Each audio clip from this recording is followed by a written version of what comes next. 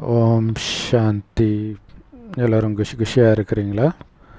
30/8/2024 சாக்கார முரளி பாப்தாதா சொல்கிறாங்க, இனிமையான குழந்தைகளே, உங்களுக்கு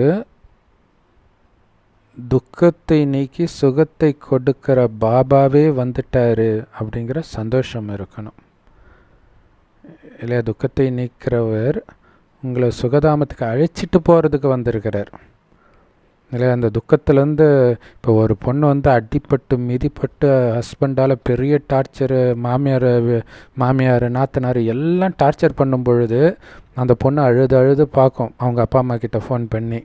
அவங்க இல்லைம்மா, எதாக இருந்தாலும் பொறுத்துக்குமான்னு ஒரு டைமுக்கு அப்புறம் சரிம்மா நீ இருக்க தேவையில்ல, நான் வரம்மா அப்படின்னும் பொழுது அங்கே வீட்டுக்கு வரும்போது எப்படி இருக்கும் அந்த பொண்ணுக்கு சந்தோஷம்.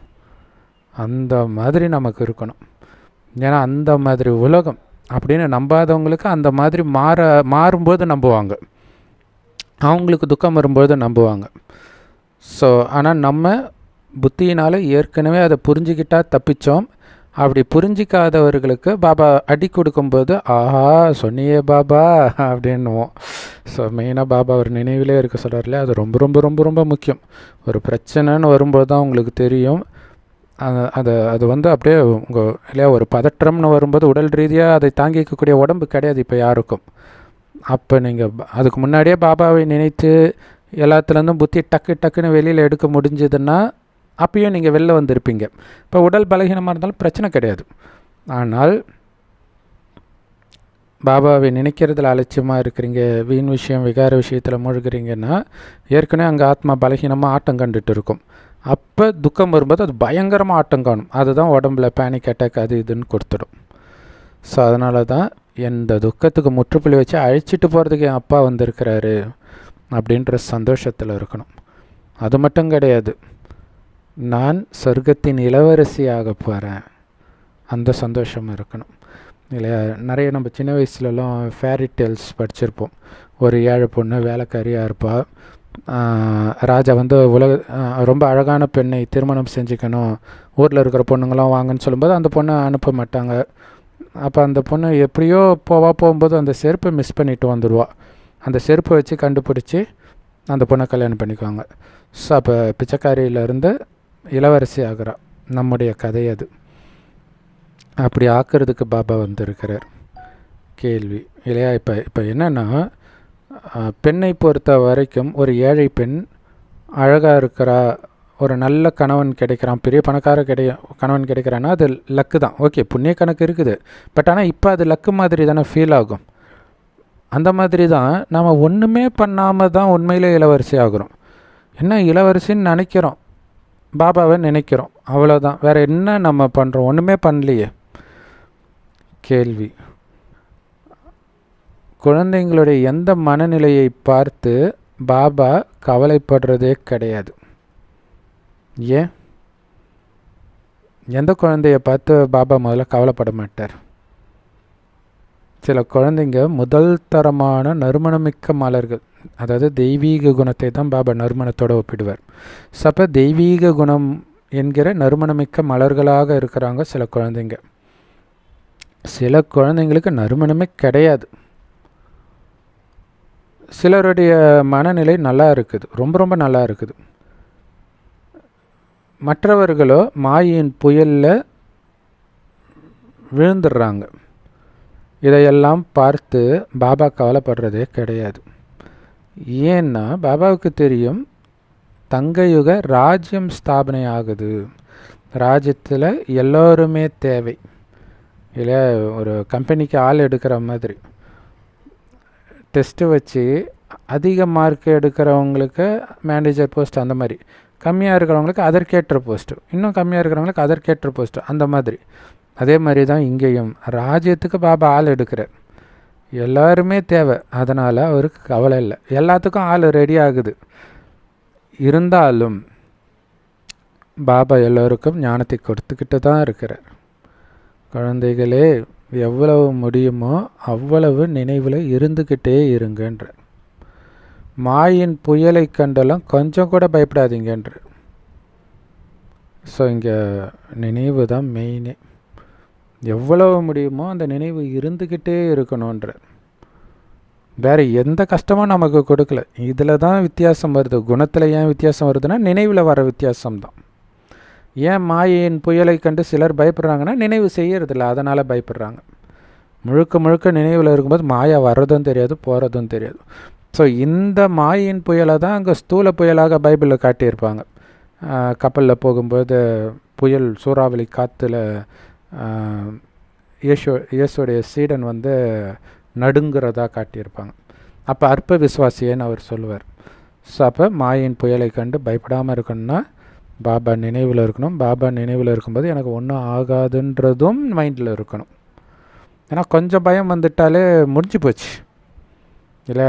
இங்கே வந்து ஒரு பயங்கரமான சூழ்நிலை மட்டும் இல்லை, காமம் போன்ற மதிமயக்கக்கூடிய சூழ்நிலையில் மனம் சஞ்சலம் அடைகிறது கூட மாயை கண்டு பயப்படுறதான்னு புரிஞ்சுக்கணும். ஏன்னா பயத்தில் என்ன நடுக்கம் வருதோ அதே நடுக்கம் தான் இதுலேயும் வருது. அதே பாதிப்பை தான் உடலில் ஏற்படுத்தும்.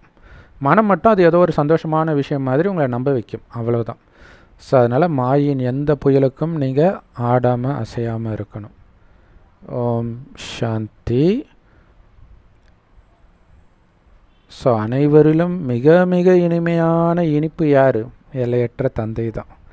அவரை மாதிரி இனிமையான ஒரு உலகத்தில் யாராவது இருக்காங்களா? ஏதாவது பொருள் இருக்குதான்னு கேட்குறேன் இல்லையா? ஒரு ஸ்வீட்டை வந்து வாயில் வச்சா தான் அந்த இனிப்பு தெரியும். பாபாவை நினைத்தால் தான் அந்த இனிப்பு தெரியும். அவர் இனிமையிலும் இனிமையான குழந்தைங்களுக்கு புரிய வைக்கிறார். ஸோ இங்கே முக்கியமான ஒரு விஷயத்தை பாபா சொல்கிறாரு. பாபா ரொம்ப ரொம்ப இனிமையானவர்னு நமக்கு தெரியும். ஆனால் பாபா மட்டும் இல்லை, இந்த ஞானத்தை கொடுக்குற டீச்சரும் ரொம்ப ரொம்ப இனிமையானவர். ஸோ 3 பாகம் பிரித்து அவர் பண்ணிகிட்டு இருக்கிறாருன்றதை புரிஞ்சிக்கணும். அதுதான் நம்ம நேற்று கூட சொன்னோம் இல்லையா, பாபா ஏன் நம்மை தன்னைத்தானே புகழ்ந்துக்கிறார். அதை அவர் பாபாவாக புகழலை, டீச்சராக புகழறார் அப்பாவை பற்றி. அப்போ தானே நமக்கு தெரியும் அவரை பற்றி. அதே மாதிரி அந்த டீச்சர் கொடுக்குற ஞானமும் ரொம்ப ரொம்ப இனிமையானது. அதனால் நீங்கள் பாபா முன்னாடி உட்காந்துட்டு இருக்கும் பொழுது பாபா எவ்வளவு இனிமையானவர் அப்படிங்கிறத நினைவு பண்ணணும். வெறும் ஒலிப்புள்ளி மட்டும் இல்லை, எவ்வளவு இனிமையானவர். அவரை நினைக்க நினைக்க அந்த மனதில் நடக்கக்கூடிய மாற்றம் அப்படியே மனசு அவ்வளோ நல்லா இருக்கும். குறிப்பாக பாரமாக இருக்கும், மனசு பாரமாக இருக்கிற மாதிரி ஏதோ ஒரு சூழ்நிலையில் பாபா நினச்சி பாருங்களாம், உங்களுக்கு அப்போ தெரியும் அந்த பவர், நினைவுடைய பவர். அப்போ யாரோ சொல்லுவாங்க, எனக்கு கஷ்டத்தை கொடுத்துக்கிட்டே இரு, அப்போ தான் நான் உன்னை நினச்சிக்கிட்டே இருப்பேன் அப்படின்னு சொல்லுவாங்களாம். ஆனால் அப்படி இருக்கக்கூடாது. அதுக்கு முன்னாடியே நினைவில் இருந்து கஷ்டமே வராமல் பார்த்துக்கணும். அதுதான் ரொம்ப முக்கியம். ஏன்னா தண்டனை அனுபவித்து நினைக்கிறது, கடைசியில் கொடுக்குற தண்டனையில் எல்லாரும் நினைக்க ஆரம்பிச்சிடுவாங்கன்னு தான் பாபா சொல்கிறாரு. அதுக்கு எதுக்கு நம்ம பாபா குழந்தை ஆகணும்? உண்மையிலே அவர் மேலே நிச்சய புத்தி இருந்தால் அந்த டீச்சர் சத்குரு சொல்கிறத அப்படியே நீங்கள் கேட்டிங்கன்னா நினைவு எப்பொழுதுமே இருக்கும். அது இல்லாமல் பாபா சொல்கிற தொடர்ந்து நினைவிலே இருந்தீங்கன்னா விதவை ஆகவே மாட்டீங்க எந்த ஜென்மத்திலேன்ற. நினைவு கட்டாக ஆக விதவை ஆகிறீங்கன்ற. ஸோ பாபா கிட்டேருந்து சொர்க்கத்தின் ராஜ்யத்தை நீங்கள் தான் அடைய போகிறீங்க. ஆனால் இப்போ எங்கே இருக்கிறீங்க தெரியுமா? விபச்சார விடுதியில் இருக்கிறீங்க. ஸோ முதல்ல பாபா சொல்லும்போது ஒரு மாதிரி இருக்கும், ஆனால் இன்றைக்கி நியூஸ் எல்லாம் பார்க்கும்போது அது எந்த அளவிற்கு உண்மைன்றதை நம்மளால் புரிஞ்சிக்க முடியும். பாபாவோ ரொம்ப ரொம்ப இனிமையானவர். அதாவது எப்படி சொல்லிருப்பாங்களா, ஒரு இந்த மகாநதி படத்தில் கமல்ஹாசனுடைய பொண்ணை வந்து கடத்திட்டு போய் விபச்சார விடுதியில் விற்றுடுவாங்க. ஸோ அங்கேருந்து காப்பாற்றி கூப்பிட்டு போகிறதுக்கு அப்பா வந்திருக்கிறாருன்னு போது எவ்வளோ சந்தோஷம் இருக்கும் அந்த பொண்ணுக்கு.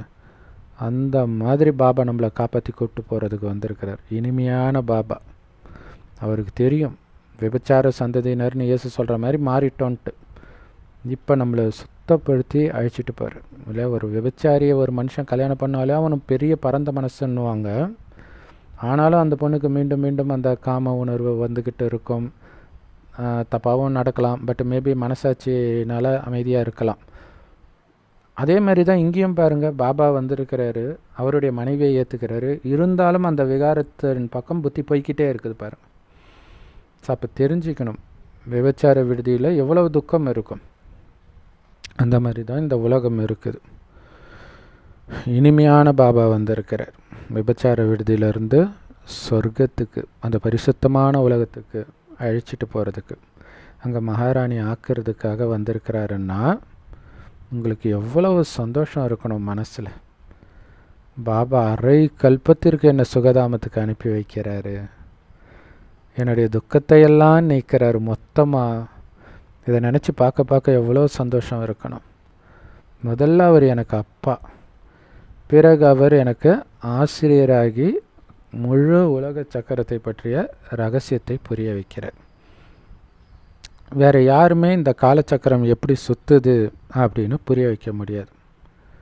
எப்படி 84 பிறவி சக்கரத்தில் நீங்கள் சுற்றி வரீங்க அப்படின்னும் புரிய வைக்க முடியாது.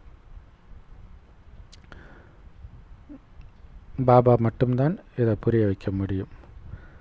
ஸோ இதெல்லாம் எப்படி புரிய வைக்கிறாருன்னா, ஒரு சொடக்கு போடுற நேரத்தில், விரலில் சொடக்கு போடுற நேரத்தில் புரிய வைக்கிறார். கஷ்டப்பட்டு வேதத்தை ரெஃபர் பண்ணி அப்படிலாம் கிடையாது. அவர் ஞான கடலாக இருக்கிறார்.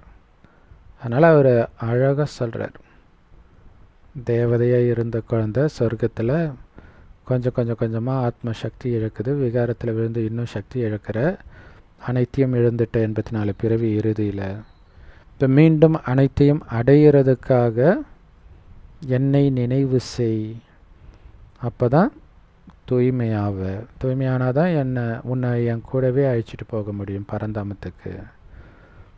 மற்றபடி இந்த விபச்சார விடுதியில் நீங்கள் இனி இருக்க போகிறது கிடையாது, இப்போ கூட இருக்க வேண்டிய அவசியம் கிடையாது. சூக்ஷ்மவதனத்திலே இருங்கன்ற, சொர்க்கத்திலே இருங்க, பரந்தாமத்திலே இருங்க. இந்த 3 உலகத்தில் தான் இருக்கணுமே தவிர கலியுகத்தில் இருக்கக்கூடாது. அதனால தான் தேவதைகளின் கால் பூமியில் படாதுன்னுவாங்க. இப்போ கலியுகத்தின் விஷயத்தில் உங்களுடைய புத்தி சிக்கவே கூடாது. இது ரொம்ப முக்கியமான லைன் இல்லையா? இனி இந்த வேசியாலயத்தில் நீங்கள் இருக்க வேண்டிய அவசியம் கிடையாது. ஸோ எல்லோரையும் இந்த வேசியாலயத்திலேருந்து அழைச்சிட்டு போகிறதுக்குத்தான் பாபா வந்திருக்கிறார். இன்னும் கொஞ்ச நாளைக்கு தான் நீங்கள் இங்கே இருக்க போகிறீங்க. அந்த கொஞ்ச நாள் நீங்கள் முயற்சி பண்ணிக்கணும். ஏன்னா இந்த உடம்பில் இருக்கிற வரைக்கும் தான் நீங்கள் முயற்சி பண்ண முடியும். அதையும் புரிஞ்சுக்கணும். இல்லை, இது வேசியாலயம்தான். புத்தியை மட்டும் அங்கே செலுத்தாதீங்க. ஸோ புத்தியை அந்த 3 உலகத்தில் செலுத்தக்கூடிய பயிற்சியை நாம் இங்கேருந்து தான் பண்ணுவோம். ஸோ அதிக நேரம் கடந்துடுச்சு, இன்னும் கொஞ்சம் நேரம்தான் இருக்குது இல்லையா? ஏதோ பக்கத்து ஸ்டேட்டில் ஆட்டம் கண்டுச்சு, வயநாடு நிலச்சரிவு. ஸோ இங்கே ஏதோ இப்போ சென்னை வந்தால் மூழ்கிடும்னு எதிர்பார்க்குறாங்க. இந்த தடவை முழுகினாலும் ஆச்சரியப்படுறதுக்கு இல்லைன்றாங்க. சுனாமியை விட பெரிய ஒரு பாதிப்பு வரப்போகுதுன்றாங்க. ஸோ நடப்பதற்கான வாய்ப்பு ரொம்ப அதிகம். அதுக்குள்ளே நம்ம தயாராகிட்டோமா? ஸோ அப்போ அடிக்கடி என்னை நினைவு பண்ணிக்கிட்டே இருங்க. யாரை பார்த்தாலும் பாபா நினைவு இருக்கா, பாபா நினைவு இருக்கா. முஸ்லீம்கள் சலாம் அலைக்கும், இன்ஷா அல்லா, மாஷா அல்லா சொல்கிற மாதிரி அவங்க என்ன சொல்கிறாங்கன்னு அவங்களுக்கே தெரியாது. ஆனால் நம்ம தெளிவாக சொல்கிறோம், கடவுள் நினைவில் இருக்கிறீங்களா, மறந்துடாதீங்க, ஒரு வினாடி கூட மறக்காதீங்க, அதுதான் நமக்கு பாதுகாப்பு கவசம். ஸோ என்னை நினைவு பண்ணிக்கிட்டே இருங்க. உங்கள் தலையில் ஜென்மமாக சேர்த்து வச்ச பாவச்சுமைகள் எல்லாம் முடிஞ்சிடும் அப்படின்னு பாபா சொல்கிறார். ஸோ இது மாயையோட யுத்தம். உங்களுக்கு என்னை நீங்கள் நினைக்க முயற்சி செய்ய மாயா என்ன பண்ணுன்னா, இந்த நினைவிலிருந்து உங்களை எப்படியெல்லாம் நவுத்துறதுன்றதை தான் பார்க்கும். எதையாவது ஒரு பிரச்சனையை கொடுக்கும், மயக்கத்தை கொடுக்கும், வீண் விஷயத்தை கொடுக்கும், ஏதாவது ஒன்று பண்ணி நினைவிலிருந்து அகற்றிடும். ஸோ ரொம்ப ஜாக்கிரதையாக இருக்கணும். ஸோ இதையும் பாபா எச்சரிக்கை கொடுக்கிறார். நீங்கள் எந்த அளவுக்கு முயற்சி பண்ணுறீங்களோ அந்த அளவுக்கு மாயா உங்கள் நினைவை மறக்கடிக்க முயற்சி பண்ணும். நல்லா யோகா பண்ணிங்கன்னா அன்றைக்கி பெரிய டெஸ்ட் பேப்பர் வந்தே தீரும். ஸோ அப்போ புரிஞ்சிக்கலாம், இதை வந்து தடுக்கிறதுக்கு வருது. அதையும் மீறி நீங்கள் பாபா நினைவை கட்டாகாமல் பார்த்துக்கிட்டிங்கன்னா கிரேட்டு, ஜெயிச்சிட்டிங்க. ஸோ அதனால் பாபா சொல்கிறார், அதை பற்றி நினைக்காதீங்க இல்லையா? மாயா வந்து உங்களை எதையெல்லாம் நினைக்க வைக்கிறதோ அதெல்லாம் நினைக்காதீங்க. பெரிய பிரச்சனை வரட்டும், டெத்து வரட்டும், எதை பற்றியும் நினைக்காதீங்க. நீங்கள் பாட்டுக்கு பாபா நினைவில் இருங்க. ஸோ எவ்வளவு தான் மாயையின் புயல் நெகட்டிவ் எண்ணம் ரூபத்திலும் பாவ எண்ண ரூபத்திலும் வந்தாலும்,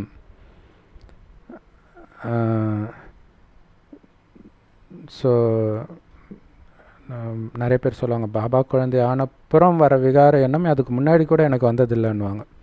ஸோ அப்படியெல்லாம் வந்தால் கூட நைட்டெல்லாம் தூக்கத்தை கூட அந்த எண்ணத்திலே நீங்கள் இழந்தால் கூட பயப்படக்கூடாது. நான் கண்டிப்பாக ஜெயிப்பேன் அப்படிங்கிறது உங்களுக்கு இருந்துக்கிட்டே இருக்கணும். ஏன்னா எடுத்த உடனே பார்த்திங்கன்னா பாபாவை நினைக்கும் போது உள்ளுக்குள்ளே இருக்கிற குப்பையெல்லாம் வெளில வந்து நினைக்க விடாமல் ட்ரை பண்ணும். ஆனால் நீங்கள் நினைக்க அந்த குப்பை மொத்தமாக உங்களுக்கு டாட்டா காட்டிட்டு போகுதுன்ற, நீங்கள் டாட்டா காட்டி அனுப்புகிறீங்கன்றதை புரிஞ்சுக்கணும். ஸோ மீறி மீண்டும் நீங்கள் பாபாவை பிடிச்சிக்கிட்டே இருக்கணும். அதுதான் முக்கியம். ஒன்றும் இல்லை, நீங்கள் போய் சும்மா டிவி போட்டு பாருங்களாம், நெகட்டிவ் எண்ணம் போயிடும், எதுவுமே தெரியாது. ஏன்னா வேறு ஒரு குப்பையை உள்ளே போடுறீங்க. ஆனால் பாபா நினைவில் இருக்கும்போது தான் அந்த பூதத்தை கிளறி வெளில எடுக்கிறீங்க, வெளியேற்றுறீங்க. ஸோ அதை புரிஞ்சுக்கணும். அதனால் பயப்படக்கூடாது, தைரியமாக இருங்க. ஸோ பாபா குழந்தைங்க வந்து பயப்படக்கூடாதுன்றது தான் ரொம்ப முக்கியமானது. அதனால தான் தேவதைகள் சிங்கத்து மேலே உட்காந்துட்டு இருக்கிற மாதிரிலாம் காட்டுறாங்க இல்லையா, துர்கை தேவி. தைரியமானவர்களாக இருக்கணும். பாபா சொல்கிறாரு தைரியம், அதே நேரத்தில் பணிவு. இங்கே தைரியன்றது மாயையை கண்டு பயப்படாமல் இருக்கணும். கண்டிப்பாக மாயின் புயல்கள் வந்தே தீரும். உங்களுக்கு அந்த மாதிரி மோசமான கனவுகளும் வரும், பயப்படாதீங்க. அது நிறைய பேர் சொல்லுவாங்க, ஐயோ ஒரு 6th படிக்கிற பொண்ணுக்கு ஞானம் கொடுத்தோம், நல்ல செம்ம பாவனையாக கேட்டுச்சு ஐயர் பொண்ணு. அப்புறம் திடீர்னு வரல. அப்புறம் அவங்க தாத்தாவை கூப்பிட்டு ஏன் வரலன்னு கேட்டால் ரொம்ப அசிங்கமாக கனவு வருதுன்னு சொல்கிறா. அப்போ அந்த 6வது படிக்கிற குழந்தைக்கே மாயா என்ன தாக்குது பாருங்கள். ஸோ அந்த பாபாவை நினைக்கும் போது உள்ளே இருக்கக்கூடிய குப்பையெல்லாம் வரும், நான் இருக்கிறேன் உள்ளே நான் ஏன்ட்டு வந்துக்கிட்டே இருக்கும். ஸோ பயப்படாதீங்க, இது மாயின் யுத்தம், எல்லாமே அழிஞ்சே ஆகணும். நீங்கள் அந்த மாயை வெல்வதற்குத்தான் யுத்தம் பண்ணுறீங்க. இது யுத்த மைதானம். உங்களுடைய எதிரியே மாயை தான். அப்போ அவன் சண்டை போட தானே செய்வான். அதனால் இதுக்காக நீங்கள் வந்து சுவாசத்தை எல்லாம் கட்டுப்படுத்த தேவையில்லை இல்லையா. இவங்க ஹடயோகத்தில் அதானே பண்ணுவாங்க, பிராணாயாமம்ட்டு. அதெல்லாம் நீங்கள் பண்ண தேவையில்லை. உடம்புல ஆத்மா இருக்கிற வரைக்கும் தானாகவே சுவாசம் நடந்துட்டு தான் இருக்க போகுது. அதை எதுக்கு நீங்கள் தடுக்கிறதுக்கு முயற்சி பண்ணுறீங்க? ஆனால் பாருங்கள், பக்தி மார்க்கத்தில் என்னென்ன காமெடி பண்ணுறாங்க கஷ்டப்பட்டு இல்லையா. உங்கள் மனம் நிம்மதியாக இருந்தால் சுவாசம் தானாக சீராக தான் இருக்க போகுது. மனம் பதறினா தானாகவே சுவாசம் மாற தான் போகுது. ஆனால் ஒரு பயங்கரமான பதற்றத்தில் நம்ம அறியாமலே சுவாசத்தை வந்து கொஞ்சம் இழுத்து அப்படி விடுவோம், அது தானாகவே வந்துடும். அது வந்து நீங்கள் ஆக்சுவலாக பிராணாயாமத்தில் அப்படிலாம் உங்களுக்கு கற்றுக் கொடுக்கல. அங்கே வந்து ஒரே சீராக. ஸோ அந்த நேரத்தில் அப்படி பண்ணால் ஆக்சுவலாக எனக்கு நியூட்ரல் ஆகாது ஃபஸ்ட்டு. ஸோ அதான் பாபா சொல்கிறார், நீங்கள் சுவாசத்தை எல்லாம் தடுத்து நிறுத்த தேவையில்லை. ஹடயோகத்தில் எவ்வளவு கஷ்டப்படுறாங்க. பாபாவுக்கு இந்த அனுபவம்லாம் இருக்குது, பிரம்மா பாபாவுக்கு. ஏன்னா அதையும் கொஞ்சம் பாபா படிச்சிருக்கிறார்.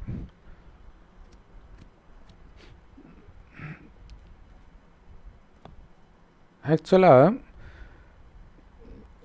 அதெல்லாம் படிக்கிறதுக்கு மக்களுக்கு நேரம் இருக்கும். ஆனால் இந்த ஞானத்தை வந்து கேளுங்கன்னா, உங்கள் ஞானம் நல்லா இருக்குது ஆனால் எனக்கு டைமே இல்லை. ஏன் சார், என்ன சார் பண்ணுறீங்க? காலையில் எக்ஸசைஸ் பண்ணுவேன்னா, வாக்கிங் போவேன்னா, அப்புறம் ஜிம்முக்கு போவேன்னா. ஸோ இதில் பிஸியாக இருக்கிறாங்களாம். என்ன சொல்கிறது அவங்கள? அதேமாரி எனக்கு நிறைய கம்பெனி இருக்குது அப்படின்னு பணக்காரர்கள்லாம் சொல்லுவாங்க. நேரம் இல்லைன்னு சொல்கிறதுக்கு எல்லாருக்கும் தான் நிறைய ரீசன் இருக்குது இல்லையா. ஸோ பாபா சொல்கிறார். அப்போ அது சொல்லும்போது நம்ம சரி ஓகே அப்படின்ட்டு முக்கியத்துவம் கொடுத்தா தானாக வந்துட போகுது. நேரம் சாப்பிட்றதுக்கு நேரம் இல்லை, குளிக்கிறதுக்கு நேரம் இல்லைன்னு யாராவது சொல்கிறாங்களா? அப்போ எப்படி இதுக்கு மட்டும் நேரம் இல்லைன்னு சொல்ல முடியும்? அதுவும் கடவுளே வந்திருக்கிறாரு. ஆர்வம் இல்லை, அதுதான் உண்மை. ஸோ பாபா சொல்கிறாரு, இனிமையிலும் இனிமையான குழந்தைகளே, முதல்ல அப்பாவை நினைவு பண்ணுங்கள், பிறகு சக்கரத்தை நினைவு பண்ணுங்கள். அவ்வளோதான். உங்களுக்கு நான் வேறு எந்த கஷ்டமும் கொடுக்கல. அது கஷ்டமாக உங்களுக்கு? ஏன்னா அது உங்கள் ராஜ்யம்தான். நீங்கள் ஒன்றும் யாருடைய ராஜ்யத்தையும் அனுபவம் செய்யலை. இப்போ உங்களை வீட்டை விட்டு துரத்திட்டாங்கன்னா அந்த வீடு ஞாபகம் இருக்குது, துரத்தினவங்க ஞாபகம் இருக்குது. ஆனால் ஞாபகம் வைக்க உங்களுக்கு துக்கம். ஆனால் சொர்க்கத்திலேருந்து வந்தீங்க, அது உண்மையிலே நீங்கள் வாழ்ந்த ராஜ்யம். உங்களுடைய மாளிகையை விட்டு வந்திருக்கிறீங்க. அதைத்தான் நினைக்க சொல்கிறேன்.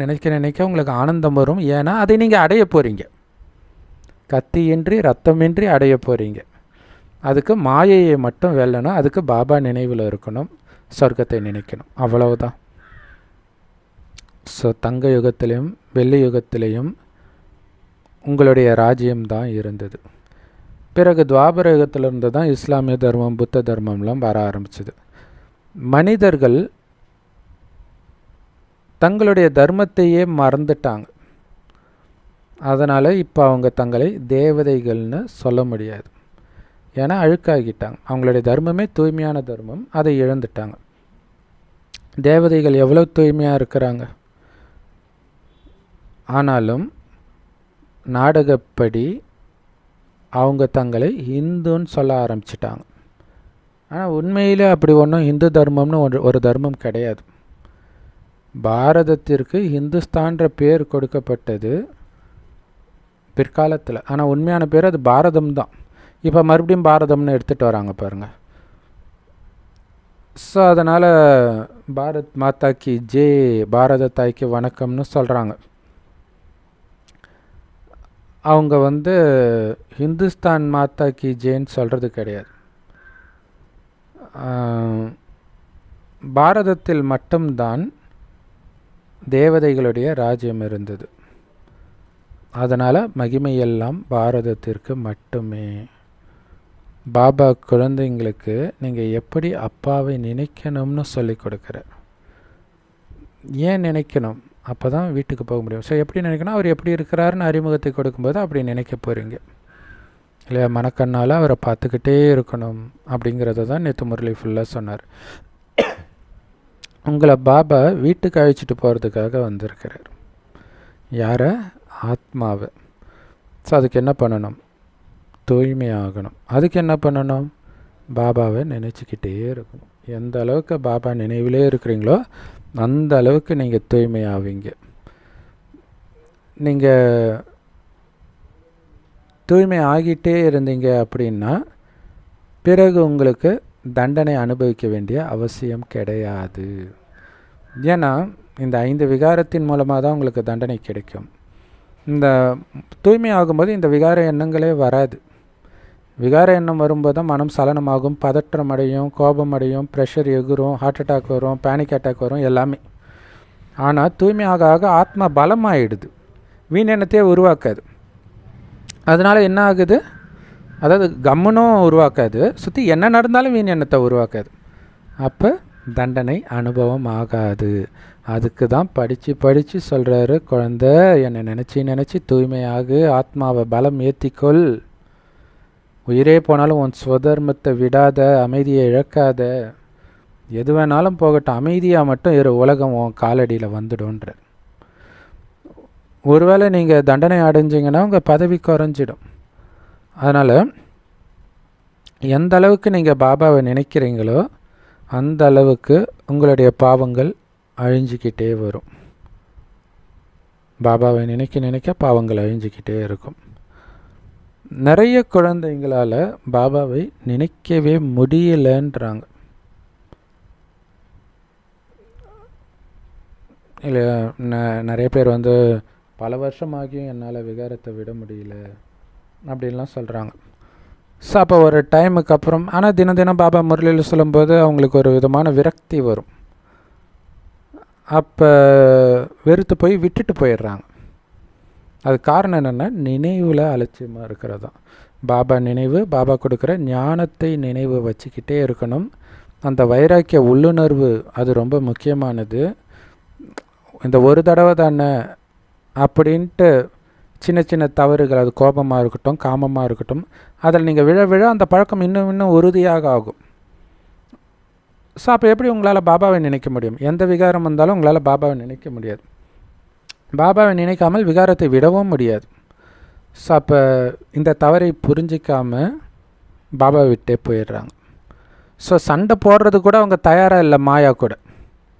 இதுதான் இங்கே அர்ஜுனன், நான் சண்டை போட மாட்டேன், விட்டுட்டு போயிடுறேன்னு சொல்கிறது இல்லையா, அந்த குழந்தைங்களுடைய நினைவாக. அப்போ தான் அர்ஜுனா, ஆயுதத்தை எடு, ஆயுதத்தை ஏந்து, தர்மத்திற்காக நீ போராட வேண்டும், இதில் தான் நாட்டுக்கே நலன்னு இருக்குது. கரெக்டு தானே? நாம் மாயை வெல்வதன் மூலமாக தான் உலகமே சொர்க்கமாக மாறுது. ஸோ இந்த மாதிரி மாயையோடு சண்டை போடுறதுக்கே பயப்படுற குழந்தைகளும் இருக்கிறாங்க. இப்போ நம்ம புரிஞ்சிக்கலாம், ராஜ்யம் ஸ்தாபனை ஆகுது இல்லையா, கண்டிப்பாக நிறைய பேர் வீழ்ச்சி அடைவார்கள். ஏன்னா அங்கே வேலைக்காரர்கள் தேவை, நிறைய ஏழை பிரஜைகள் தேவை. ஆனால் வெற்றி அடையும் பணக்காரர்களும் இருப்பாங்க, தோல்வி அடையும் ஏழைகளும் இருப்பாங்க. அப்போ நம்ம எதுவாக இருக்கணும்? பணக்காரர்களாக, ராஜாவாக, ராஜாதி ராஜாவாக இருக்கணும். அவங்க கம்மியாக தான் இருப்பாங்க. அந்த அந்த கம்மியான இடத்தில் நான் வரணும். மற்றபடி அங்கே துக்கம் இருக்காது யாருக்குமே. இருந்தாலும் பணக்காரன் தான், ஏழை ஏழை தானே. இப்போ இரும்பு யுகத்தில் இருக்கிறோம். இங்கே பணக்காரனும் துக்கத்தை தான் அனுபவிக்கிறான், ஏழையும் துக்கத்தை தான் அனுபவிக்கிறான். இல்லை, விலைவாசி ஏற்றினா இப்போ பணக்காரனே புலம்பிட்டு தானே இருக்கிறான். ஏன்னா அவனுக்கு தான் ஃபஸ்ட் டேக்ஸ் ஏறும். சொர்க்கத்தில் டேக்ஸ் கிடையாது, எல்லாமே மலிவாக இருக்கும், அளவற்று இருக்கும். சொர்க்கத்தில் ஏழையும் சந்தோஷமாக இருப்பாங்க, பணக்காரர்களும் சந்தோஷமாக இருப்பாங்க. ஆனால் அவங்களுக்கு தெரியும் நாம் ஏழை, நம்ம பணக்காரங்கன்னு தெரியும். ஆனால் துக்கம் இருக்காது, வரிசைக்கிரமமாக இருப்பாங்க. நோயும் எதுவும் இருக்காது, ஆயுளும் அதிகமாக இருக்கும். மொத்தத்தில் எல்லாருமே சந்தோஷமாக தான் இருப்பாங்க. ஸோ அந்த மாதிரி உலகத்துக்கு போகணும்னு ஆசை இருக்குது தானே. அதுக்கு நீங்கள் பண்ண வேண்டியது இந்த துக்கதாமத்தை மறக்கணும். எப்படி துக்கதாமத்தை மறக்கிறது? சுகதாமத்தை நினைக்க நினைக்க துக்கதாமம் மறக்கும். இப்போ சுகதாமத்துக்கு போன அப்புறம் துக்கதாமம் ஞாபகம் இருக்குமா? இருக்காதுல்ல. இப்போவே போயிட்டதா நினைங்க, சுகதாமத்தில் இருக்கிறதா நினைங்க.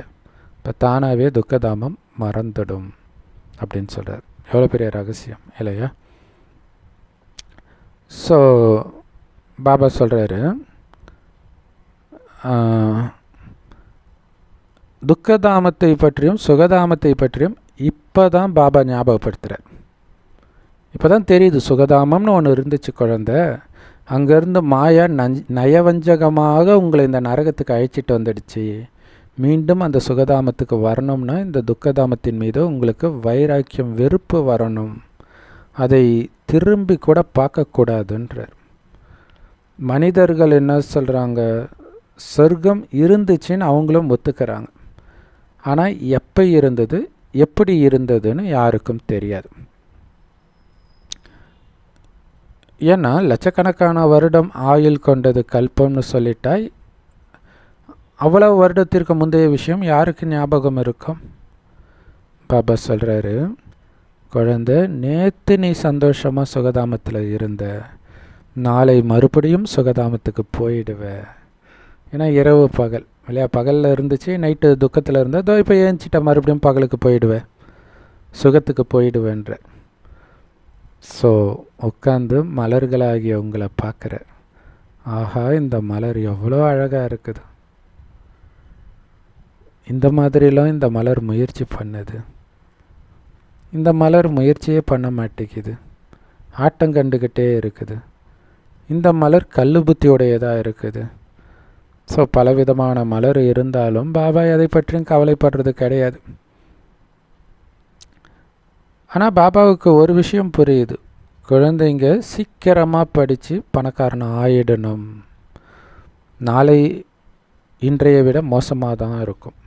நாளைக்கு பார்த்துக்கலான்னா சத்தியமாக நீங்கள் என்றைக்கும் பார்த்துக்க மாட்டீங்க. நாளையிலேருந்து விகாரத்தை விடுறேன், நாளையிலேருந்து முரளி படிக்கிறேன், நாளையிலேருந்து நினைக்கிறேன்னா அது வரப்போகிறதே கிடையாது. இன்றைக்கே எதுவும் பண்ண முடியலன்னா நாளைக்கு இன்னும் உலகம் மோசமாக இருக்கும். இன்றைக்கி ஒரு கொல்கத்தா டாக்டருடைய கற்பழிப்பு கொலையை தான் பார்த்தோம். நாளைக்கு திரும்புகிற பக்கமெல்லாம் இது நடக்கும்.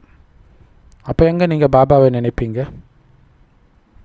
உங்கள் கண்ணு முன்னாடியே நடக்கும். அப்போ எப்படி நீங்கள் பாபாவை நினைப்பீங்க? ஸோ பாபா உங்களுக்கு இந்த ஞானத்தை கொடுத்து தான் ஆகணும். ஏன்னா நீங்கள் அவருடைய குழந்தையாக ஆகியிருக்கிறீங்க. ஆனால் நேரம் கம்மியாக இருக்குது. அதனால் சீக்கிரமாக படித்து புத்திசாலி ஆகிடுங்க. இல்லை, இங்கே படிக்கிறதுன்றதே ஆகிறது, ஆத்ம உணர்வுடையவராக ஆகிறது, விகாரங்களை வென்றவராக ஆகிறது. அப்படி இருக்கிறவங்க தான் புத்திசாலிகள். ஸோ பாபா நினைவு கண்டினியூஸாக இருக்கணும். ஆக்சுவலாக ஒரு இப்போ நீங்கள் இந்து மந்திரங்கள், சினிமா பாடலில் கூட பார்த்திங்கன்னா அந்த பல்லவி சரணம் அப்படின்வாங்க இல்லையா? ஸோ அதில் ஒன்று ரிப்பீட் ஆகிட்டே இருக்கும், அது பல்லவின்னு நினைக்கிறேன். ஸோ அந்த மாதிரி ஒரு லைனுக்கும் இடையில் பாபாவை நினச்சிட்டு இருக்கணும், கண்டினியூஸாக நினச்சிட்டு இருக்கணும்னு சேர்த்து படிங்க, ஞாபகப்படுத்திக்கிட்டே இருங்க. அது ரொம்ப முக்கியமானது. பாபாவே ஆக்சுவலாக அடிக்கடி அதை எடுத்துகிட்டு வந்துக்கிட்டே இருப்பார். நாம் அதை ஞாபகம் வச்சுக்கிட்டே இருக்கணும். முரளி படிக்கும்போது மட்டும் இல்லை, எப்போவுமே அப்போ தான் மற்றவர்கள் கூட பேசும்போது கூட பாபாவை நினச்சிக்கிட்டே இருக்கணும். அது மைண்டுக்குள்ளே சொல்லிக்கிட்டே இருப்பீங்க. தானாகவே புத்தி பாபா கிட்ட இணைஞ்சிக்கிட்டே இருக்கும். ஸோ எந்த அளவுக்கு குழந்தைங்க படித்து மற்றவர்களுக்கும் சொல்லி கொடுக்குறாங்க, என்ன மாதிரி மலர்களாக குழந்தைங்க இருக்கிறாங்க அப்படின்னு பாபா பார்க்குறார். ஏன்னா இது உயிரோட்டமான மலர்களின் மலர் தோட்டம். மலர்களை பார்த்தவுடன் உங்களுக்கு எவ்வளவு சந்தோஷம் அனுபவம் ஆகுது. பாபா நமக்கு சொர்க்கத்தின் ஆஸ்தியையே கொடுக்கிறார். ஒன்றுத்துக்கும் உதவாத நம்மை எடுத்து சொர்க்கத்தின் உச்சத்தில் உட்கார வைக்கிறார். நாராயணன் சீட்டில் உட்கார வைக்கிறாருன்னா எவ்வளவு சந்தோஷமும் அன்பும் இருக்கணும் பாபா மேலே. ஸோ அப்படிப்பட்ட தந்தையை அன்பாக நினைக்க சும்மா நினைக்கிறதில்ல, எதுக்காக நினைக்கிறேன், என்ன எனக்கு பண்ணியிருக்கிறார், அதை நினைத்து ஆனந்தம் அடைய பாவங்கள் எல்லாம் உங்களை விட்டு போயிடும். ஸோ அந்த முரளியே நீங்கள் போதையாக படிக்க ஆத்மா பவர்ஃபுல்லாக ஆகிறது உங்களுக்கு தெரியும். அப்போ நாள் ஃபுல்லாக பவராக இருக்குன்னா அதை நாம் சிந்தனை பண்ணிக்கிட்டே இருக்கணும், பாபா நினைவில் இருந்துக்கிட்டே இருக்கணும். அப்படி இல்லைன்னா பாவம் அழியாது. அப்போ தண்டனை அனுபவிக்க வேண்டியதாக ஆகிடும், பதவியும் ரொம்ப கீழானதாக ஆகிடும். இதுக்கு பேர் தான் தண்டனை அடைஞ்சி ஒரு ரொட்டி துண்டு சாப்பிட்ற மாதிரி. பாபாவை நீங்கள் எந்த அளவுக்கு வெறித்தனமாக நினைக்கணும், உருகி நினைக்கணும் அப்படின்னா பல ஜென்மத்து பாவம் அப்படியே போயிடணும். அந்த மாதிரி நினைக்கணும் இல்லையா. ஒரு சில அழுக்கு ஒரு சில பொருளில் இருக்குது, பாத்திரத்தில் இருக்குன்னா ஒரு சில லிக்விடில் அதை போட்டு ஊற வச்சா அப்படியே அந்த அழுக்கு அப்படியே லூஸ் ஆகி கழண்டு வெளியில் வரும், சோப்பு தண்ணியிலையோ எதுலையாவது போடும்போது.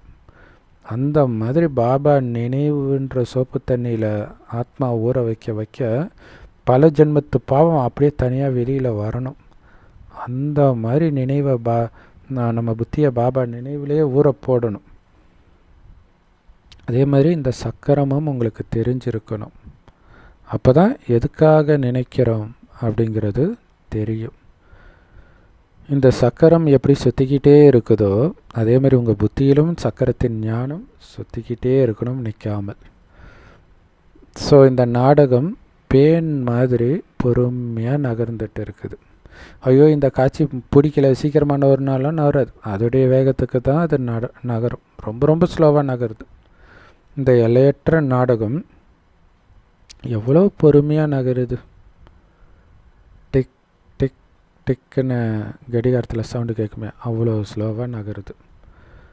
அதிலும் பிடிக்காத சப்ஜெக்டு கிளாஸ் நடக்குது அப்படின்னா எப்படி இருக்கும், நமக்கு எப்படா இது போவோன்னு இருக்கும்.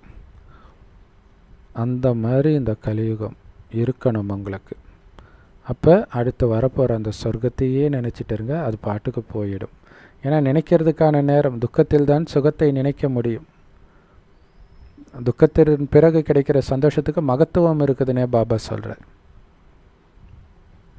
சில குழந்தைங்க இந்த 5000 வருடத்தில் எத்தனை வருடங்கள், எத்தனை மாதங்கள், எத்தனை நிமிடங்கள், எத்தனை நொடிகள் இருக்குதுன்னு கணக்கு பண்ணி பாபாவுக்கு அனுப்பிச்சாங்க. பாபா சொல்கிறாரு, சரி 5000 வருஷம்னு கால்குலேட் பண்ணிட்டீங்க, லட்சக்கணக்கான கோடிக்கணக்கான வருஷம்னா எப்படி கால்குலேட் பண்ணுவீங்க? பாபாவும் குழந்தைகளும் இங்கே எதிர உட்காந்துட்டு இருக்கிறோம்.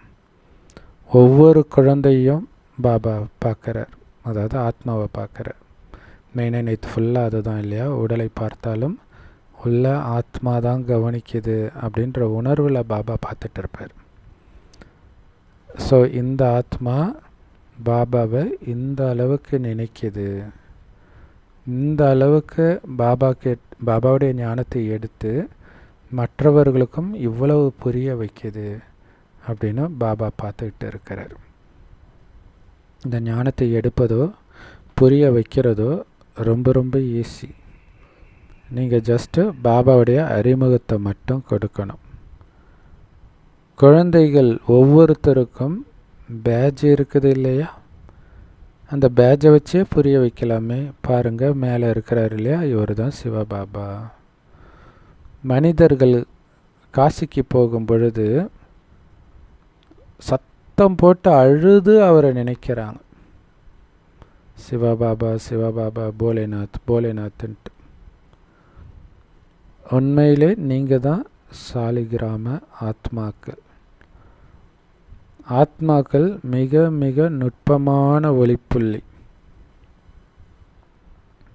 ஆனால் கண்ணுக்கு தெரியாத அதிசூக்ஷ்மமான அந்த ஒளிப்புள்ளியில் 5000 வருடத்தின் நடிப்பின் பாகம் பதிவாகியிருக்குது. எவ்வளோ பெரிய அதிசயம்! ஆத்மா 5000 வருஷத்தின் நடிப்பு இருக்கிறதுனால பெருசாகவோ, ஒரே ஒரு பிறவி தான் எடுக்கிற ஆத்மாவில் நடிப்பு கம்மியாக இருக்கிறதுனால சின்னதாகவோ இருக்காது. ஒரே சைஸ் தான் இருக்கும். ஒருபோதும் ஆத்மா அழியாது. ஆத்மாவில் இருக்கிற நடிப்பும் அழியாது.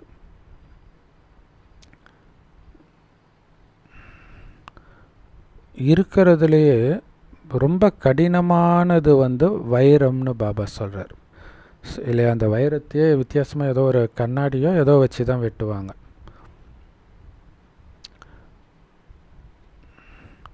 ஸோ இந்த நகைக்கடைக்காரர்களுக்கு வைரம் மாதிரி கடினமான ஒரு கல் கிடையாதுன்றது நல்லாவே தெரியும். ஆத்மாவை பற்றி யோசித்து பாருங்களாம். எவ்வளோ சின்னதாக இருக்குது, அதுக்குள்ளே எவ்வளோ பெரிய பாகம் பதிவாகியிருக்கு. இருந்தாலும் அதை ஒருபொழுதும் அழிக்க முடிகிறதே கிடையாது. எவ்வளோ பெரிய ஆச்சரியம் இல்லையா. அப்போ வைரத்தை விட இது கடுமையானதாக இருக்குது. ஏன்னா இதில் இருக்கிற எதையுமே அழிக்கவே முடியலையே.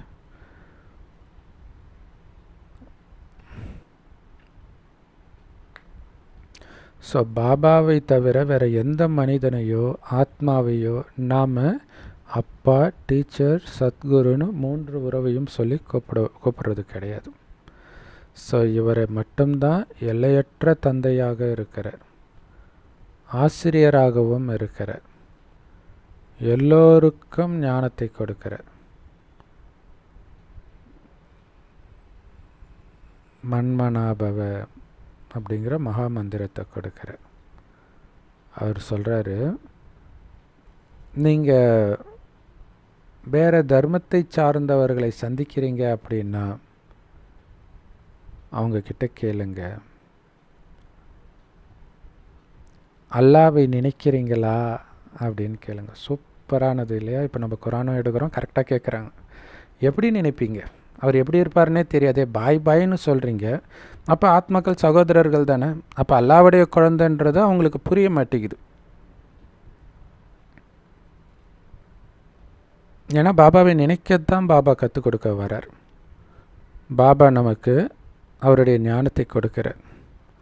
என் ஒருவனை மட்டும் நினைவு செய்யுங்க, உங்களுடைய பாவங்கள் எல்லாம் அழிஞ்சிடும் அப்படின்ட்டு. பாபா தான் பதித்த பாவனர். யார் அப்படி சொன்னா? ஆத்மா சொல்லுது. மனிதர்கள் பாடுறாங்க, ரகுபதி ராகவ ராஜாராம் பதித்த பாவன சீதாராம்னு. ஆனால் உண்மையிலே அதோடைய அர்த்தம் தெரியாமத்தான் பாடுறாங்க. பாபா சொல்கிறாரு, நீங்கள் எல்லோரும் சீதைகள், நான் தான் உங்கள் அனைவரின் ராமன் இல்லையா. ராமர் ஒரு ராமனையே சீதை நினச்சிக்கிட்டு இருந்தா அப்படின்னு சொல்லுவாங்க இல்லையா. அது அனைத்து சீதைகளுக்கும் பொருந்தும். அந்த ஒரு ராமரைத்தான் நினைக்கிறோம். நான் தான் அனைத்து பக்தர்களுக்கும் சத்கதி கொடுக்கிற வள்ளல். எல்லோருக்கும் நான் சத்கதி கொடுக்கிறேன். எல்லோரும் முக்திதாமத்திற்கு போகிறாங்க.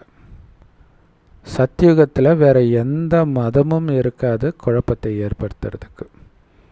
நாம் மட்டும்தான் அங்கே இருப்போம். ஏன்னா அப்பா கிட்டேருந்து நாம் மட்டும்தான் ஆஸ்தியும் அடையிறோம். பாருங்கள், இங்கே எத்தனை கோயில்கள் இருக்குது. இந்த உலகம் ரொம்ப ரொம்ப பெருசு. ஆனால் இதில் எவ்வளவு விஷயங்கள் இருக்குது. இப்போ பாருங்கள், ஒரே ஒரு பாபா, அவர்கிட்ட இருந்து தான் நாம் ஆஸ்தியை அடையிறோம். நாம் மட்டும்தான் அடையிறோம்.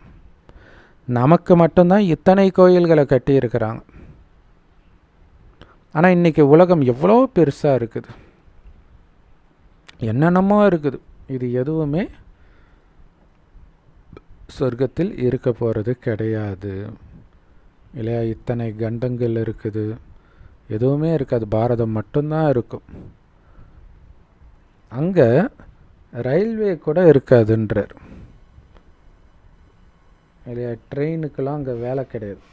பாருங்கள், ட்ரெயினெல்லாம் இப்போ இடிச்சிக்கிட்டு முட்டி மோதிக்கிட்டு வாரத்துக்கு ஒரு ட்ரெயின் ஆக்சிடெண்ட் நடக்குது, வாரத்துக்கு ஒரு ஏரோப்ளேன் பற்றி எரியுது. இதுக்கு முன்னாடி இப்படிலாம் நடந்தது கிடையாது. எதனால் நடக்குதுன்னே அவங்களால கண்டே பிடிக்க முடியல. ஏன்னா அங்கே தான் உட்காந்து புஷ்ப விமானத்தில் உட்காந்தா கண்ணிமிக்கிற நேரத்தில் அமெரிக்காவுக்கே போகுது, அவங்களுக்கு எதுக்கு ட்ரெயின்? அது மட்டும் இல்லை, அது ஒரு சின்ன சிட்டி, அவ்வளோதான். ஏன்னா ரொம்ப தூரமான இடத்துக்கு தானே ட்ரெயின் தேவை. அதுவே ஒரு சின்ன கிராமம், ஒரு பெரிய கிராமம்னு வச்சுக்கலாம், அதையுமே புஷ்ப விமானத்தில் போயிடுவாங்க. ஸோ ரொம்ப தூரத்தில் இருக்கிற கிராமங்களுக்கு போகிறதுக்கு தான் ட்ரெயினை பயன்படுத்துவாங்க. ஸோ இதெல்லாம் பாபா ஏன் சொல்கிறாருன்னா உங்களுக்கு குஷிப்படுத்துகிறார். நிறைய கருத்துக்களை குழந்தைங்களுக்கு பாபா புரிய வச்சுட்டு இருக்கிறார்.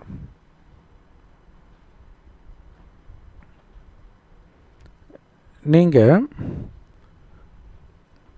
இங்கே உட்காந்துட்டு இருக்கும் பொழுது உங்கள் புத்தியில் இந்த முழு ஞானமும் இருக்குது. அதே மாதிரி தான் பாபாவுக்குள்ளேயும் இந்த முழு ஞானமும் பதிவாகி இருக்குது. அதைத்தான் உங்களுக்கு புரிய வைக்கிறார். உயர்ந்ததிலும் உயர்ந்தவர் அந்த தந்தை. அவர்தான் அமைதி கடலாக, ஆனந்த கடலாக, பரந்தாமத்தில் வசிப்பவராக இருக்கிறார். ஸோ இதை பாபா டீச்சர் ரூபம் எடுத்து சொல்கிறார். அதை புரிஞ்சுக்கணும். தன்னைத்தானே புகழ் பாடுறாருன்னா இப்போ அவரை பற்றி எப்படி தான் தெரிஞ்சுக்கிறது? ஸோ டீச்சராகி அவர் சொல்லிக் கொடுக்குறார்.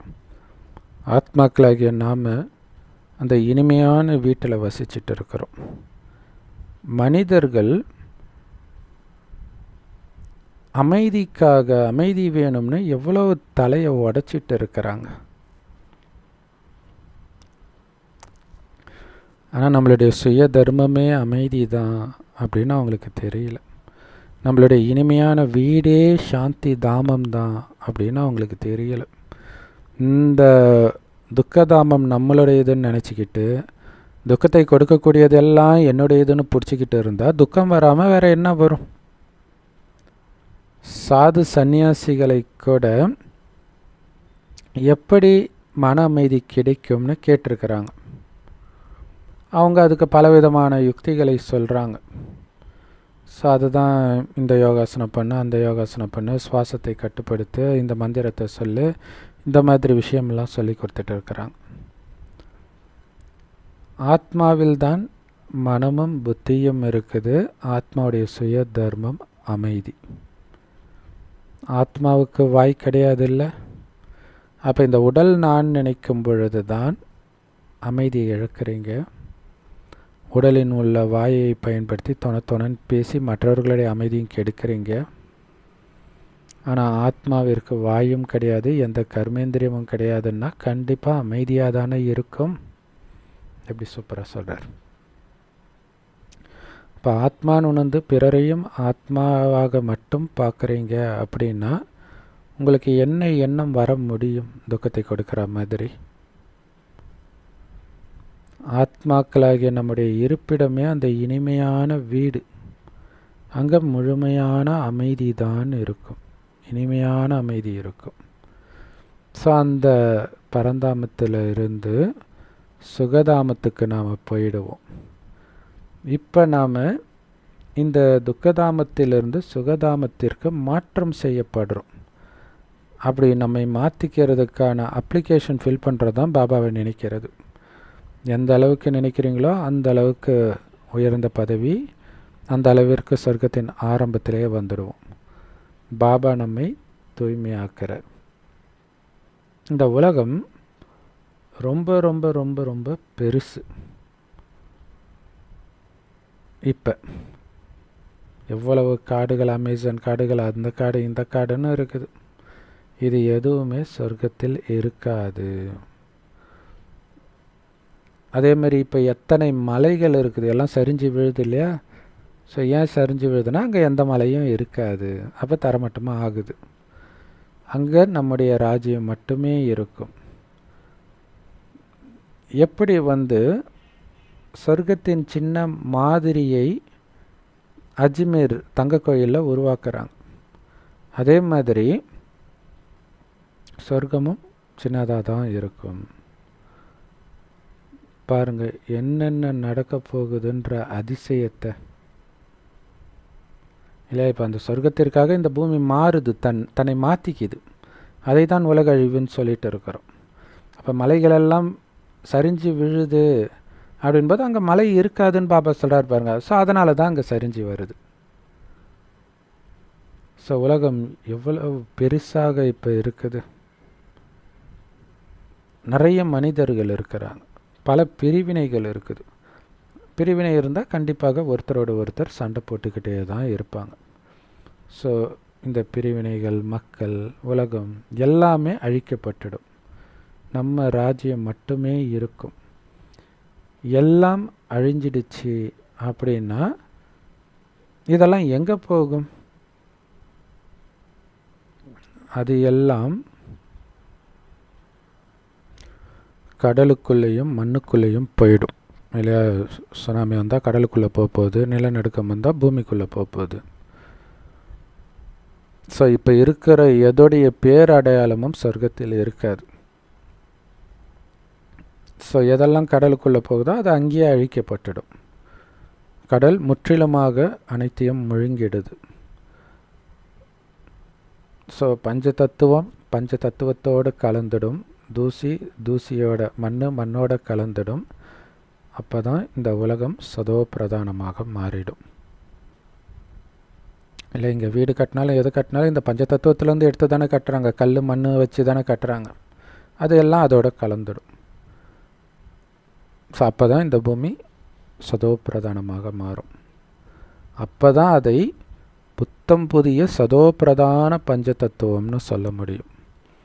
அந்த பஞ்ச தத்துவத்தினால நமக்கு உடல் அமைகிறதுனால அந்த உடலே இயற்கையான அழகானதாக இருக்கும். அதனால் அங்கே போய் லிப்ஸ்டிக்கெல்லாம் நீங்கள் போட தேவையில்லை. இப்போ வடநாட்டிலலாம் கம்பல்சரி எல்லாருமே லிப்ஸ்டிக் போடுறாங்க, இயல்பாகவே போடுவாங்க போல இருக்குது. இங்கெல்லாம் வெளியில் போனால் தான் போடுவாங்க, அதுவும் எல்லோரும் போடுறது கிடையாது. அங்கே வீட்டில் இருந்தாலே லிப்ஸ்டிக் போட்டுட்டு தான் இருக்கிறாங்க.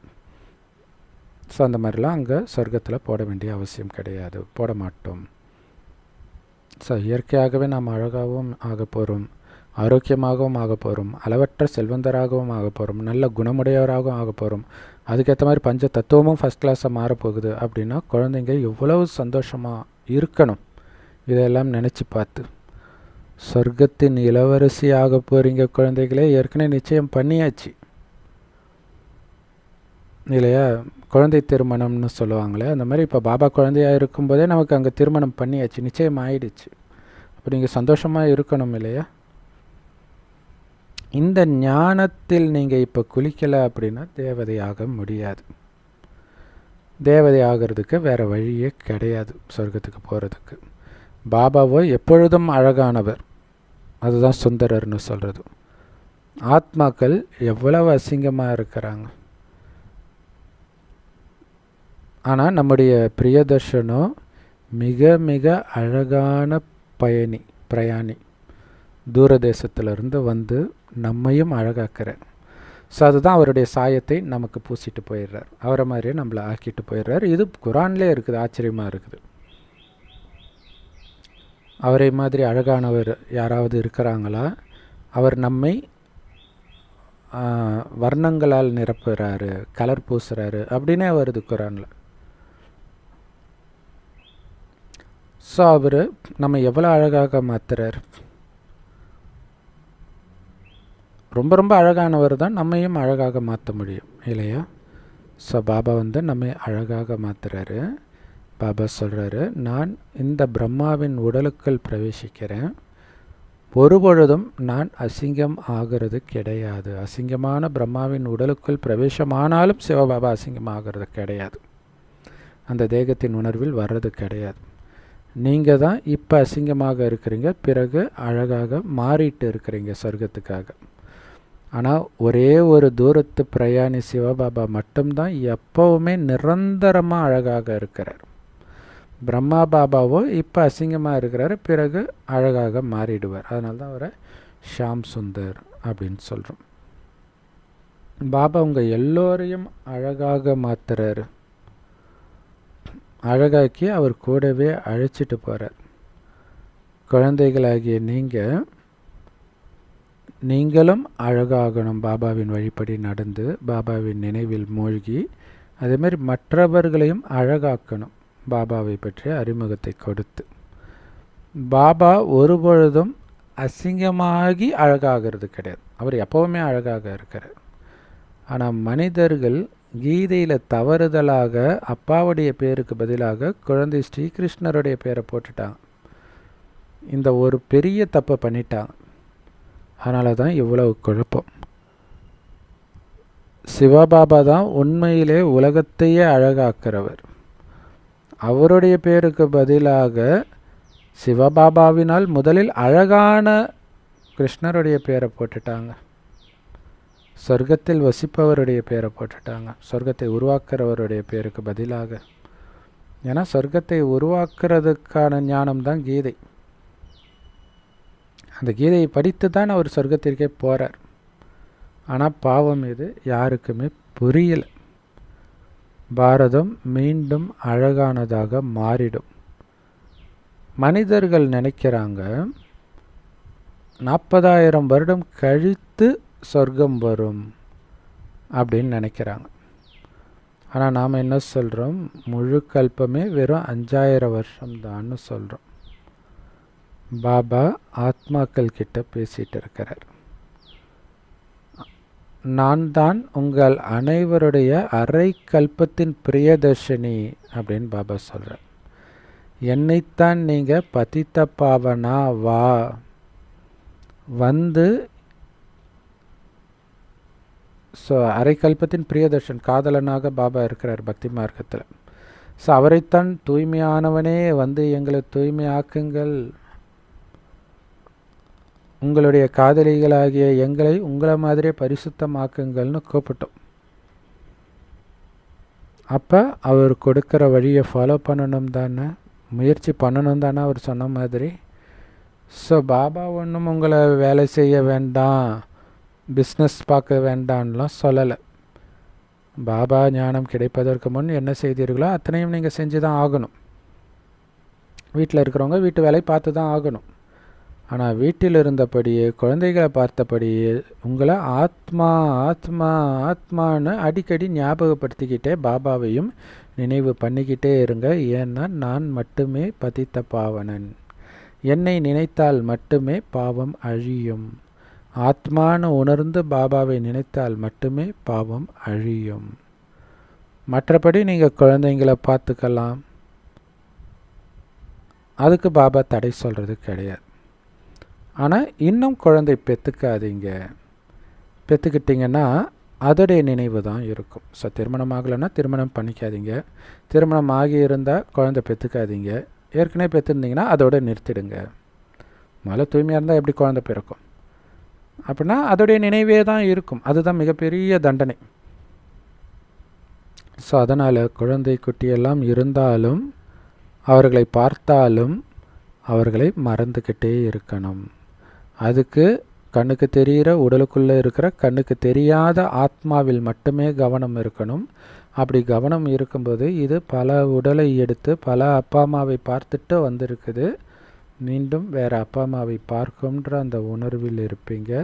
அதனால் குறிப்பாக குழந்தைகள் உங்களுக்கு ரொம்ப நெருக்கத்தில் பிரியமானவர்களாக இருக்கிறவங்க கிட்ட தான் ரொம்ப எச்சரிக்கையாக இருக்கணும்.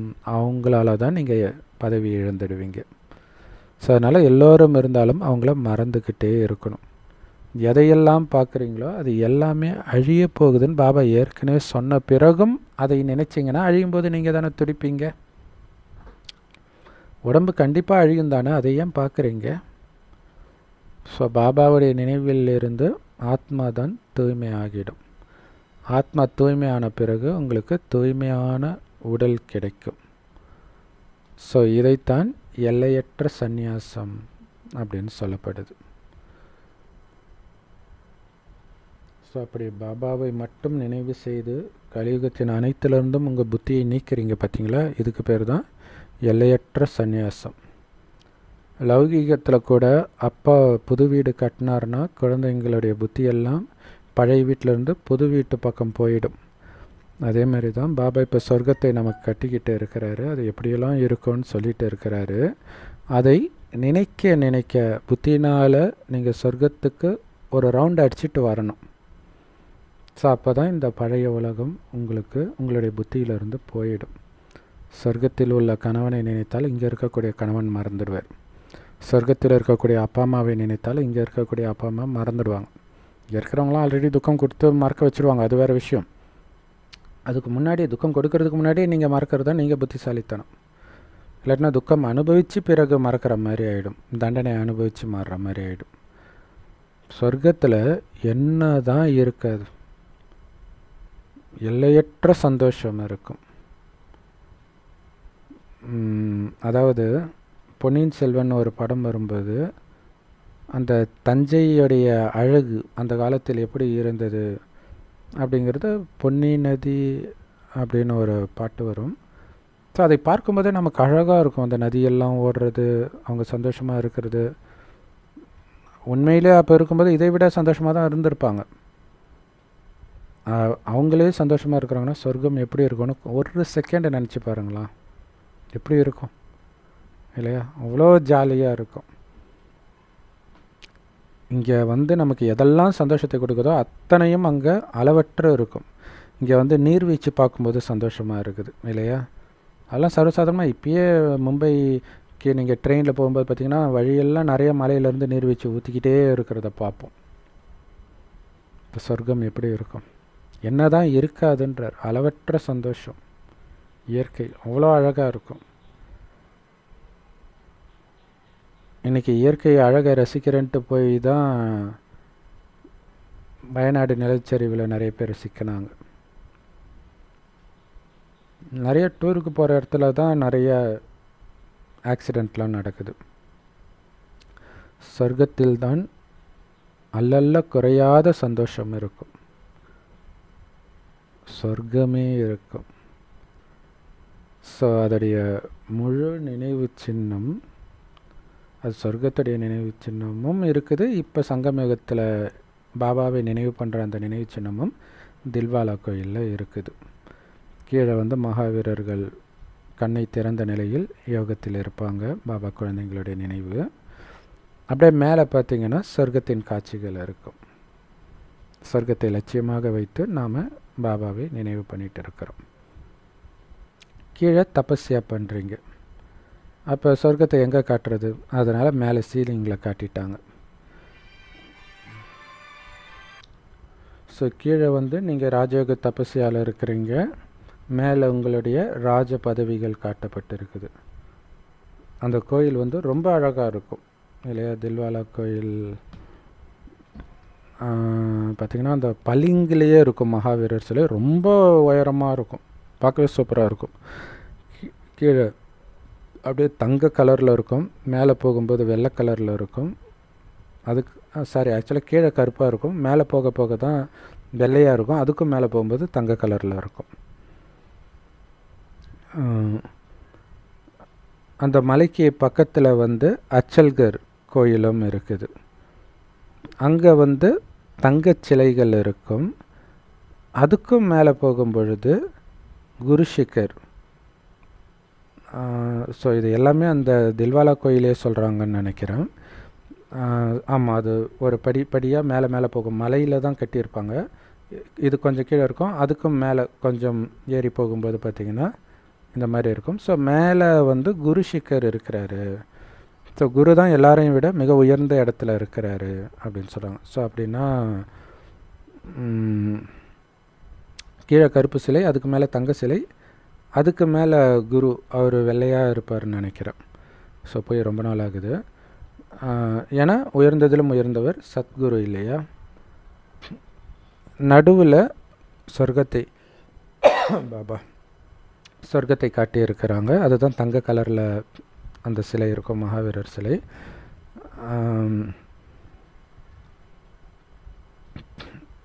ஸோ அதனால் தில்வாலா கோயில் உங்களுடைய துல்லியமான நினைவார்த்தம், இந்த ஞானத்துக்கும் துல்லியமான நினைவார்த்தம் அப்படின்னு பாபா சொல்கிறார். நீங்கள் இப்போ ராஜயோகத்தை இங்கே மதுபனில் படிச்சுட்டு இருக்கிறீங்க, பிறகு இங்கேயே சொர்க்கமும் வரும் அப்படின்னு பாபா சொல்கிறார். தேவதைகள் இங்கே தான் இருந்தாங்க, புது உலகம் மீண்டும் அவர்களுக்காக உருவாக்கப்படுது. ஸோ இங்கே பாபா இங்கே சொர்க்கம் வரும் அப்படிங்கிறது என்ன அர்த்தத்தில் சொல்கிறாருன்னு நமக்கு தெரியல. ஏன் அப்படின்னா டெல்லி சார்ந்த பகுதி தான் சொர்க்கம்னு சொல்லியிருக்கிறாரு. ஸோ பாரதத்தில் சொர்க்கம் வரும்னு அர்த்தத்தில் சொல்கிறாரா அல்லது மதுபனே சொர்க்கமாக மாறும்னு சொல்கிறாரா? ஏன்னா அந்த நிலநடுக்கம் அந்த மாதிரி நேரத்தில் இடம் பெயரும் எல்லாமே. ஸோ அப்போ இது டெல்லி இருக்கக்கூடிய பகுதிக்கு போயிடுமா மதுபன் அப்படிங்கிறது நமக்கு தெரியாது. ஏன்னா அங்கே மழையும் இருக்காதுன்னு வேறு சொல்கிறார். நல்லது. ஸோ நிறைய ரகசியத்தை சொல்லி முடித்த அன்பான பாப்தாதாவுக்கு அன்பு நினைவுகள் மற்றும் காலை வணக்கம். பாபா சொல்கிறாங்க, இந்த கண்களால் எதை பார்த்தாலும் பார்த்த மாத்திரத்தில் அதை மறக்கக்கூடிய பயிற்சி பண்ணிக்கிட்டே இருங்க. அப்படின்னா என்ன பண்ணணும்? யாரை பார்த்தாலும் பாபா தான் உங்களுக்கு ஞாபகம் வரணும். அது நேற்று சொல்லியிருந்தார் இல்லையா? எதிர யார் இருந்தாலும் உங்களுடைய புத்தியில் பாபாவை பார்க்கணும், அப்போ தான் நீங்கள் உங்களுடைய பாவங்கள் அழியும் அப்படின்னு சொல்கிறார். பாவம்ன்றதே பாவம் பற்றிய நினைவு, பாவ உலகம் பற்றிய நினைவு, இதெல்லாம் மறக்கணும். ஸோ உங்களுடைய இதயத்தை இந்த பழைய உலகத்திலிருந்து, பழைய வீட்டிலிருந்து விலக்கி புத்தம் புதிய உலகத்தில் உங்களுடைய இதயத்தை இணையுங்கள். புதிய உலகத்தையே நினைவு செஞ்சுட்டு இருங்க.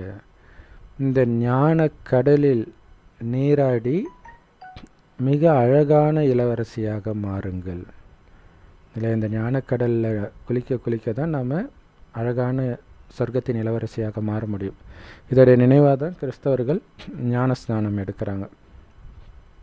எப்படி பாபா மிக அழகான பயணியாக இருக்கிறாரோ அதே மாதிரி உங்களுடைய ஆத்மாவையும் அசிங்கத்திலிருந்து அழகாக மாற்றுங்கள். அந்த அழகான பாபாவை மட்டுமே நினைவு செய்வதன் மூலமாக மாயையோடு நடக்கும் யுத்தத்தை கண்டு ஒருபொழுதும் பயப்படக்கூடாது, தைரியமாக இருக்கணும். ஸோ பாபா நினைவை விடக்கூடாது. பயம் வரும்போது பாபாவை விட்டுட்டு அந்த சம்பவத்தை நினைக்கும் போது உங்களுக்கு பயம் வரும். பாபாவை நினைத்தால் பயம் ஓடிட போகுது. சிம்பிள் இல்லையா? பாபாவை நினைக்கும் போதே பாபா எப்படிப்பட்டவர், அது எதை கொடுக்குறாரு, இதெல்லாம் நினைக்கும் போது ஆனந்தம் வரும். இது இல்லாமல் ஆத்மாவுக்கு பலமும் வரும். ஸோ அதனால் மாயின் மீது கண்டிப்பாக வெற்றி அடையுங்கள். வரதானம். மாஸ்டர் கருணை நிரம்பியவராகி மகாதானியாகி சுகத்தின் கஜானா, சந்தோஷத்தின் கஜானாவை தாராள மனதோடு பிறருக்கு பகிர்ந்தளித்து கொண்டே இருங்கள். அதற்கு விளக்கம், மனிதர்கள் தற்காலிக சந்தோஷத்தை அனுபவம் செய்கிறதுக்காக எவ்வளவு நேரத்தையும் காசையும் செலவு பண்ணுறாங்க இல்லையா? வருஷம் ஃபுல்லாக சம்பாதிச்சு சேர்த்து வச்சு போய் வெளிநாட்டுக்கு போயிட்டு வருவாங்க. அல்லது மாதத்துக்கு ஒரு தடவை சினிமாவுக்கு போனாலே 2000-3000 ஆகிடும். டிக்கெட்டு, பாப்கார்னு எல்லாம் அந்த ரேட்டு விற்கிது. ஸோ அப்படி அது ஒரு தற்காலிக சந்தோஷம், 3 மணி நேரம். அது கூட உண்மையிலே சந்தோஷம் கிடைக்குமா? பெரிய டவுட். அப்பயும் அவங்களுக்கு உண்மையான சந்தோஷம் கிடைக்கிறது கிடையாது. போயிட்டு வந்து சந்தோஷம் சண்டை தான் போட்டுட்ருப்பாங்க, போகிற வழியிலே சண்டை தான் போட்டுட்ருப்பாங்க. ஸோ இப்போ மனிதர்களுக்கு அந்த மாதிரி சந்தோஷத்துக்கு பிச்சை எடுக்கிறாங்க. கோடி ரூபாய் கொடுத்தாலும் எனக்கு உண்மையான சந்தோஷம் கிடைச்சா போதும்னு இருக்கிறாங்க. அவ்வளவு தேவை இருக்குது சந்தோஷத்துக்கு.